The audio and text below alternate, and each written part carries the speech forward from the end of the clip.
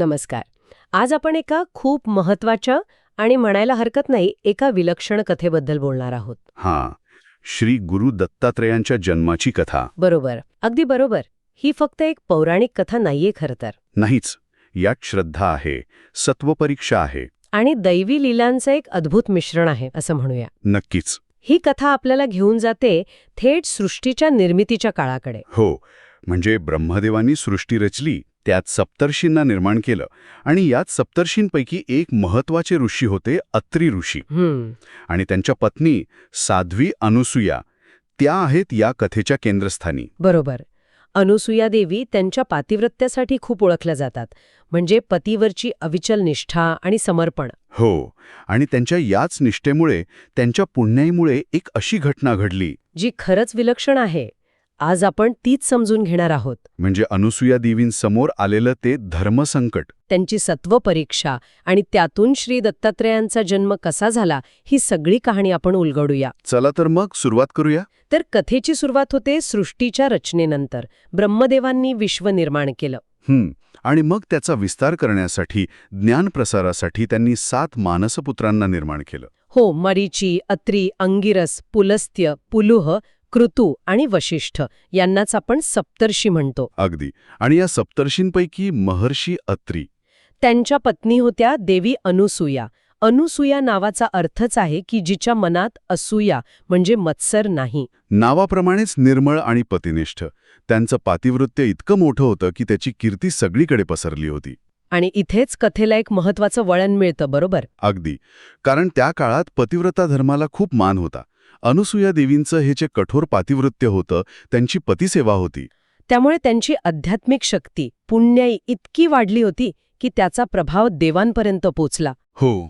आणि देवतांना कुठेतरी चिंता वाटू लागली. त्यांना भीती वाटली की देवी अनुसूया आपल्या तपश्चर्येच्या बळावर स्वर्गाचं इंद्रपद मिळवतील की काय. ही चिंता घेऊन मग ते त्रिदेव म्हणजे ब्रह्मा, विष्णू आणि महेश यांच्याकडे गेले आणि आपली समस्या मांडली. खरं तर देवांची भीती फक्त स्वर्ग गमावण्यापुरती नव्हती. अच्छा, अजून काय होतं? इंद्राने त्रिदेवांना सांगितलं की अनुसूयेच्या पातिव्रत्याचं तेज इतकं जास्त आहे की सूर्यदेव सुद्धा तिच्यासमोर फिके पडतात. बापरे. अग्नी, वायू, पृथ्वी यांसारख्या देवताही तिच्या तपश्चर्येचा आदर करतात. तिला त्रास होऊ नये म्हणून आपलं मूळ रूप सौम्य करतात. म्हणजे एवढा प्रभाव होता त्यांच्या पातिव्रत्याचा? हो. आणि त्यांना अशीही भीती होती की जर कोणी नकळतपणे देवी अनुसूयेचा अपमान केला तर ती शाप देऊ शकते. अच्छा. म्हणून मग त्यांनी त्रिदेवांना विनंती केली की यावर काहीतरी उपाय करा. बरोबर. मग देवांची ही चिंता आणि मुख्य म्हणजे देवी अनुसूयेच्या सत्वाची, तिच्या पातिव्रत्याची कसोटी पाहण्यासाठी स्वतः त्रिदेव पुढे आले. ब्रह्मा, विष्णू आणि महेश. त्यांनी भिक्षुकांचं रूप घेतलं, म्हणजे अतिथी ब्राह्मणांचं. आणि ते अत्री ऋषींच्या आश्रमाकडे निघाले. आणि विशेष म्हणजे जेव्हा त्या आश्रमात पोहोचले तेव्हा अत्री ऋषी आश्रमात नव्हते. हो, ते त्यांच्या रोजच्या साधनेसाठी, अनुष्ठानासाठी बाहेर गेले होते. आश्रमात देवी अनुसूया एकट्याच होत्या. आणि ह्या तिन्ही अतिथींनी बाहेरूनच आवाज दिला, भिक्षाम देही. माते, आम्ही अतिथी ब्राह्मण आहोत, खूप भुकेलो आहोत. तुमची कीर्ती ऐकून आलो आहोत की तुम्ही इच्छा भोजन देता, म्हणजे जे मागाल ते जेवण. हां. म्हणून आम्ही तुमच्या आश्रमात आलो. देवी अनुसूयेने त्यांचं स्वागत केलं. हो, अगदी अतिथी देवो भव या आपल्या परंपरेनुसार. त्यांनी आदरपूर्वक आत बोलावलं, पण ते भिक्षुक म्हणाले, माते, आम्ही स्नान वगैरे करूनच आलो आहोत, भूक खूप लागलीय. आणि अत्री ऋषी परत येईपर्यंत थांबायला वेळ नाहीये. जर तुम्ही आत्ता लगेच जेवण देऊ शकत असाल तरच थांबू, नाहीतर आम्ही पुढे जातो, असं ते म्हणाले. देवी अनुसूयेने त्यांची विनंती मान्य केली. त्यांना आसनावर बसवलं. हो, आणि सांगितलं की भोजन तयार आहे, मी लगेच वाढते. ती जेवणाची तयारी करू लागली. पात्र मांडली. पण तेव्हा त्या तिन्ही भिक्षुकांनी एक अत्यंत अनपेक्षित आणि खरं तर विचित्र अट घातली. हो ना. ते म्हणाले, हे साध्वी, आम्ही फक्त तुझ्या अन्नदानाचा लौकिक ऐकून नाही आलो, तर तुझ्या रूपाची, सौंदर्याची कीर्ती ऐकूनही आलो आहोत. आमची अशी इच्छा आहे की तू आम्हाला जेवण तर वाढावस, पण विवस्त्र होऊन. म्हणजे शरीरावर कोणतंही वस्त्र नसताना. जर तू या अटीला तयार असील तरच आम्ही जेवू, नाहीतर आम्ही परत जाऊ. आता विचार करा, केवढा मोठा पेच प्रसंग उभा राहिला असेल देवी अनुसूयेसमोर. हो, हे तर भयंकर धर्मसंकट होतं. एकीकडे अतिथी विन्मुख गेले तर गृहस्थाश्रमाच्या धर्माचा भंग, पतीच्या आज्ञेचं उल्लंघन. बरोबर. अतिथीधर्म पाळणं कर्तव्य होतं. आणि दुसरीकडे त्यांची अट मान्य करणं म्हणजे? स्वतःच्या पातिव्रत्य धर्माचा लोप हे कसं शक्य होतं? पण देवी अनुसूया केवळ पतिव्रता नव्हत्या, त्या खूप विवेकी होत्या. त्यांच्या लक्षात आलं की हे कोणी सामान्य अतिथी नाहीत. नक्कीच कोणीतरी देव किंवा मोठे महात्मा आपली परीक्षा घेत आहेत. त्यांच्या मनात क्षणभर खूप विचार आले असतील, पण त्या खचल्या नाहीत. नाही. त्यांनी विचार केला, प्रसंग कठीण आहे, पण मार्ग काढायला हवा. ही माझी नाही, तर माझ्या पतीच्या तपश्चर्येची परीक्षा आहे. माझ्या पातिव्रत्याची कसोटी आहे. आणि माझं तेच सत्व माझं रक्षण करेल, असा निश्चय केला त्यांनी. हो, आणि पतीचं स्मरण करून त्यांनी त्या अतिथींच्या अटीला होकार दिला. हे खूप मोठं धाडस होतं. नक्कीच. मग देवी अनुसूया स्वयंपाकघरात गेल्या, पतीचं ध्यान केलं. आणि एक संकल्प केला. त्यांनी प्रार्थना केली, जर माझं पातिव्रत्य खरं असेल, मी पतीशी एकनिष्ठ असेन, तर हे तिन्ही अतिथी अगदी लहान बाळं होवत. 6 महिन्यांच्या बालकांसारखे. हो, असा संकल्प करून त्यांनी स्वतःला विवस्त्र केलं आणि पक्वान्नांनी भरलेली थाळी घेऊन त्या बाहेर आल्या. आणि बाहेर येऊन पाहतात तर काय? ते तिन्ही तेजस्वी भिक्षुक खरोखरच ताण्ही लहान बाळं झाले होते. आणि भुकेमुळे रडत होते. देवी अनुसूया क्षणभर चकित झाल्या असतील, पण त्या लगेच सावरल्या. त्या पुन्हा आत गेल्या, त्यांनी वस्त्रे नेसली आणि परत बाहेर आल्या. त्या रडणाऱ्या बाळांना पाहून त्यांच्या मनातला आईचं प्रेम जागं झालं. हो, मातृवात्सल्य. त्यांना पाणहा फुटला. मग त्यांनी त्या तिन्ही बाळांना एकामागून एक मांडीवर घेतलं आणि त्यांना स्तनपान दिलं. विचार करा, जे त्रिदेव ब्रह्मा विष्णू महेश तिची परीक्षा घ्यायला आले होते, त्यांचीच ती आता आई बनली होती. क्या अद्भुत क्षण असेल तो. खरंच. तिने मग त्या बाळांना स्नान घातलं, छान तयार केलं आणि पाळण्यात घालून झोपवलं. हे म्हणजे खरंच थक्का करणारं आहे. देवी अनुसूयेने फक्त परीक्षा पास केली नाही, तर तिने आपल्या चारित्र्याच्या बळावर, निष्ठेच्या बळावर पूर्णपणे परिस्थिती बदलून टाकली. हो. आलेल्या संकटाचं रूपांतर एका पवित्र नात्यात केलं. जे परीक्षा घ्यायला आले त्यांचीच ती माता बनली. तिच्या सात्विकतेचा, पतिनिष्ठेचा हा सर्वोच्च बिंदू होता म्हणायला हवा. अगदी. तिने केवळ धर्माचं रक्षण केलं नाही, तर मातृत्व धर्माला एका वेगळ्याच उंचीवर नेलं. मग दुपारची वेळ झाली.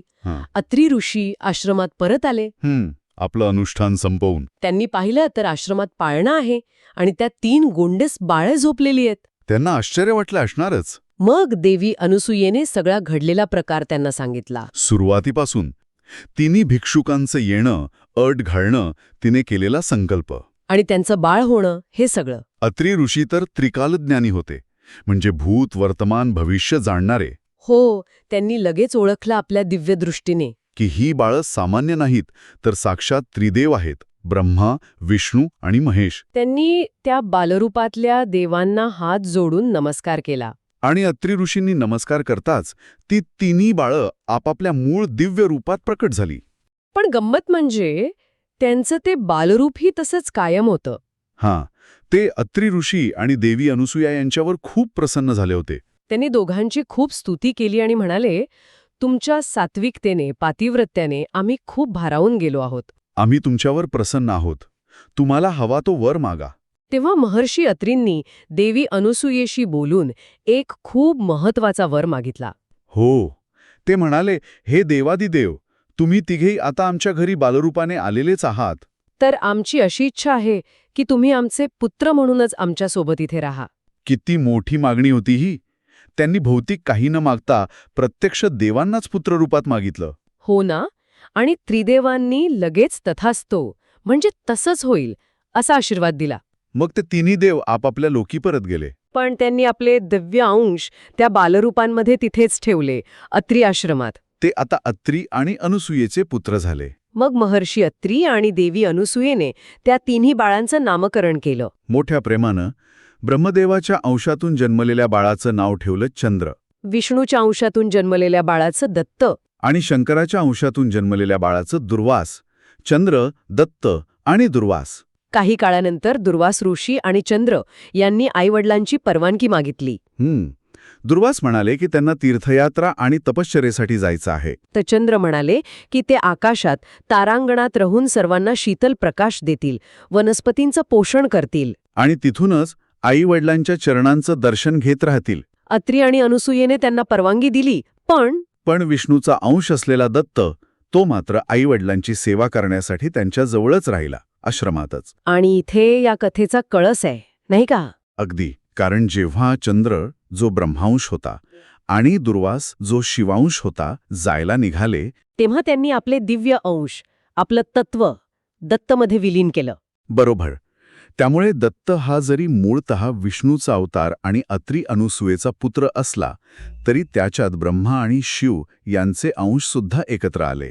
म्हणजे तो तिन्ही देवांचं एकत्रित रूप बनला, त्रिगुणात्मक स्वरूप. हो, दत्त म्हणजे दिलेला, देवांनी अत्री अनुसूयेला दिलेला पुत्र, आणि अत्री ऋषींचा पुत्र म्हणून आत्रेय. यातूनच त्यांचं नाव झालं दत्तात्रेय. अगदी. तिन्ही देवांचं ऐक्य दर्शवणारं, एकत्वाने राहणारं स्वरूप. हेच ते भगवान दत्तात्रेय, गुरु परंपरेचे आद्य गुरु. मूळ पीठ मानलं जातं त्यांना. तिन्ही देवांचं एकत्रित रूप, ज्ञान आणि करुणेचं प्रतीक. खरंच किती अद्भुत जन्मकथा आहे ही. नक्कीच. तर अशी ही कथा आहे देवी अनुसूयेच्या अढळ निष्ठेची, तिच्या पवित्र चारित्र्याची, त्रिदेवांनी घेतलेल्या एका अनोख्या कठीण परीक्षेची. आणि त्यातून झालेल्या श्री दत्तात्रेय, चंद्र आणि दुर्वास यांच्या जन्माची. एका स्त्रीच्या सत्वाने, तिच्या भक्तीने प्रत्यक्ष देवांना पुत्ररूप घ्यायला लावलं. ही कथा आपल्याला केवळ एका देवतेच्या जन्माबद्दल सांगत नाही खरं तर. नाहीच. ती आपल्याला भक्तीच्या शक्तीची जाणीव करून देते. सत्वाची परीक्षा कितीही कठीण असो, निष्ठा आणि विवेक असेल तर त्यावर मात करता येते हे शिकवते. आणि मला वाटतं सर्वात महत्वाचं म्हणजे त्रिदेवांचं दत्तात्रेयांच्या रूपात एक होणं. हे कदाचित आपल्याला सगळ्या देवतांमधलं मूळ एकत्व, ते परब्रह्म, त्याकडे निर्देश करते का? हा खूप महत्वाचा मुद्दा आहे. यावर नक्कीच विचार करायला हवा. हे ऐक्य काय दर्शवतं? अगदी.